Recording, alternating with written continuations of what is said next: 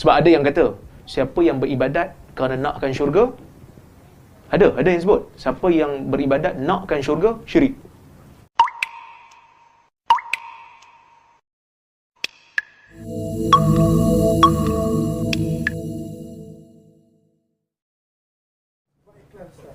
Kalau kita beribadah sebagai fadilat, bukan kerana Allah SWT, macam solat duha, yang kita sebab nak dapat rezeki, apa level itu? Dia timbul satu persoalan. Kita buat sesuatu amalan kerana nakkan pahala ataupun nakkan ganjaran yang dijanjikan dalam hadis umpamanya. Adakah itu menafikan ikhlas? Tak.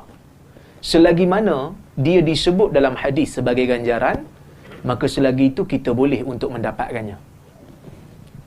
So, itu tak menafikan ikhlas. Kerana nak mendapatkan ganjaran di sisi Allah, Allah juga yang bagi. Contohnya kita nak, kan Nabi dalam hadis Nabi sebut,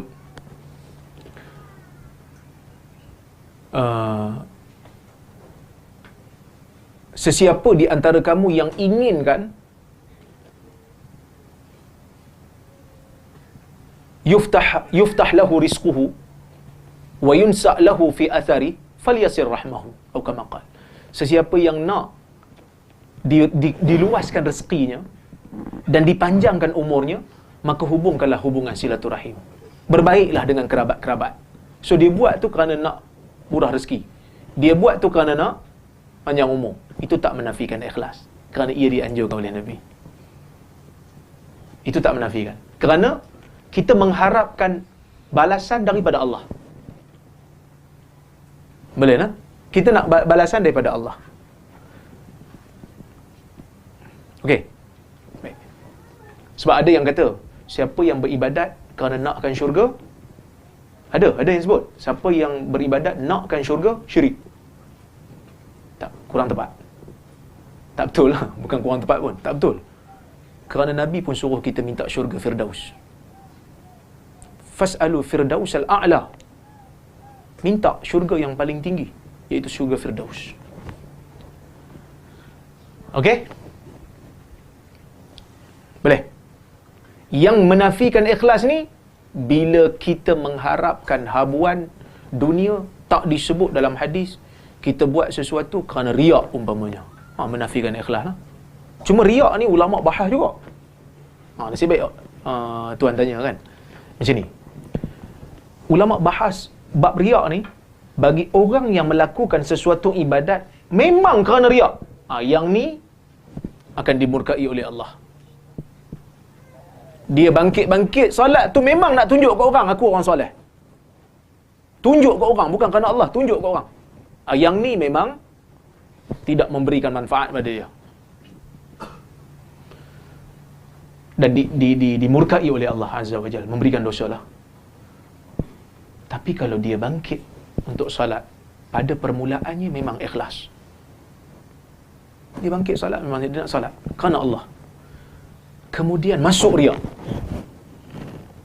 Dah sampai rakaat kedua salat Zuhur, tiba-tiba riak. Pasal ada perempuan lalu. Aku tengah solat, bagus juga dia bagi. Biar dia tengok sikit aku ni orang alim. Umpamanya. Nampak? Yang ni, kalau dia berjaya buang, mula-mula masuk riak, lepas tu dia buang, dia usaha buang. Astaghfirullahalazim, aku telah riak. Masuk dalam jiwa dia dan ditolak, dia buang. Dia struggle untuk buang. Maka pada ketika itu, ibadatnya tak jadi masalah. Berdasarkan hadis, innallaha tajawaza li ummati ma haddatsat bihi anfusaha ma lam yatakallamu aw ya'malu biha. Allah mengampunkan umat aku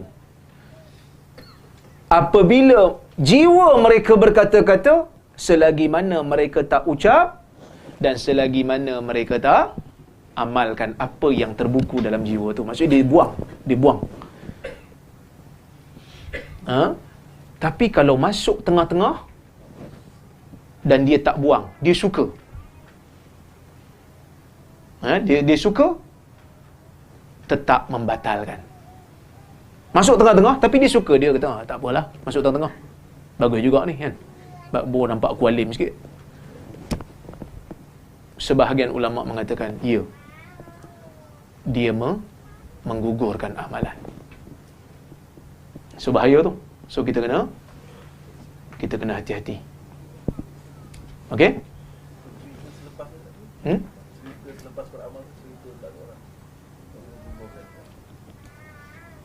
Kalau lepas, jap, ingat balik.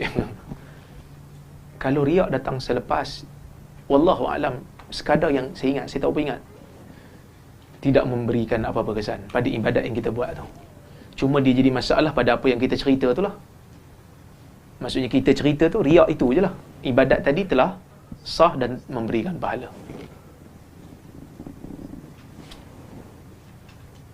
Ya.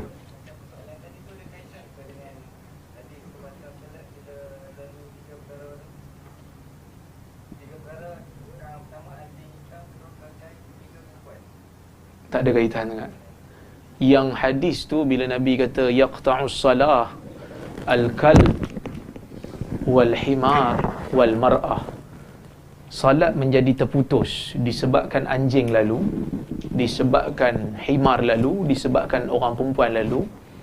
Yang ni ulama' berbeza pendapat tentang maksud solat jadi terputus. Apa maksud solat jadi terputus? Ada yang menganggap hadis ini telah dimansuhkan kerana ada hadis daripada Ibnu Abbas, dia salat, Nabi salat, dia naik himar, lalu depan makmum, lalu depan orang yang salat, dan tidak batal salat. Ada yang kata mansuh, ada yang kata dia pegang literal, batal lah. Cuma anjing tu dia kata anjing hitam. Ni sebahagian ulama' mazhab Hanbali. Anjing hitam lalu, perempuan lalu, himar lalu, batal solat. Ada yang kata tak. Ni mazhab Syafi'i, dia kata tak. Pasal apa tak? Dia kata yang putus tu, yang kata putus solat tu adalah putus pahala penuh. Sebab apa putus pahala penuh? Sebab tiga-tiga ni menghilangkan khusyuk.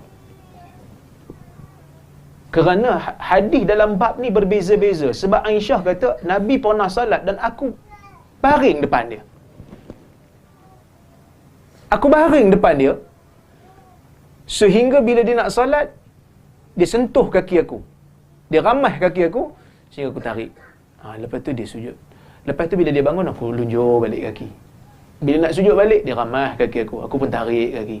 Lepas tu Aisyah kata, aku ada urusan lain, aku keluar daripada celah kangkang Nabi. Nabi tengah berdiri kan? Menunjukkan tak batal lah. Sebab Aisyah baring depan dia. Orang yang kata batal, dia kata itu baring, ni lalu, kan lain. Nampak macam mana cara ulama' bahas? Tapi sebenarnya wallahu alam, pendapat yang rajah, dia menghilangkan khusyuk, menghilangkan pahala. Kenapa menghilangkan pahala?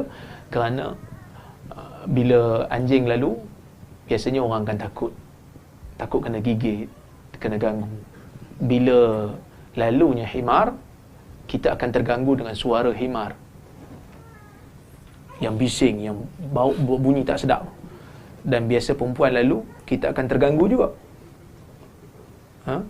Tak tengok dah tempat sujud kan? Tengok dia je. Dandan solat pakai sunglass kan? Cari sunglass kan? Supaya kita tengok dia tak nampak mata kita kan? Hadis ni menjadi, hadis tu golongan-golongan orientalis dan golongan liberal dok hentam lah. Sebab dia kata hadis ni menyamaratakan perempuan dengan anjing dan himar. Tapi sebenarnya taklah kan. Memang menyamakan, tapi bukan menyamakan daripada segenap sudut. Dia ada persamaan, tapi bukan daripada segenap sudut. Satu je persamaannya, menghilangkan khusyuk. Tapi bukanlah menyamakan secara keseluruhan.